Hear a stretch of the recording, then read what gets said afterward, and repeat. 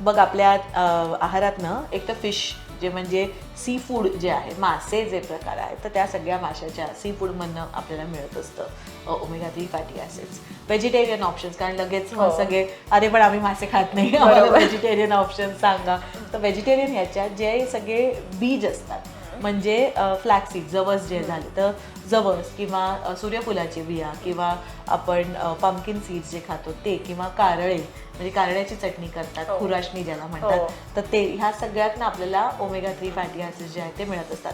सगळ्यात जास्त जवसातनं मिळतात. तर त्यामुळे तुम्हाला जर डायबिटीज आहे किंवा जर तुम्हाला हार्ट हेल्थ म्हणजे कोलेस्ट्रॉल जास्त आहे किंवा हृदयविकार आधी होऊन गेलेले आहेत, तर मग तुमच्या आहारात रोज तुम्ही कमीत कमी 3 चमचे जवसाची चटणी असलीच पाहिजे. म्हणजे मग त्याने तुम्हाला ओमेगा 3 फॅटी ॲसिड्स थोड्या पूर्णपणे नाही मिळत, जेवढे लागतात तितके नाही मिळत, पण तरीही थोड्याफार प्रमाणात ॲटलीस्ट तेवढं तुम्हाला त्यातनं मिळायला लागतात असं.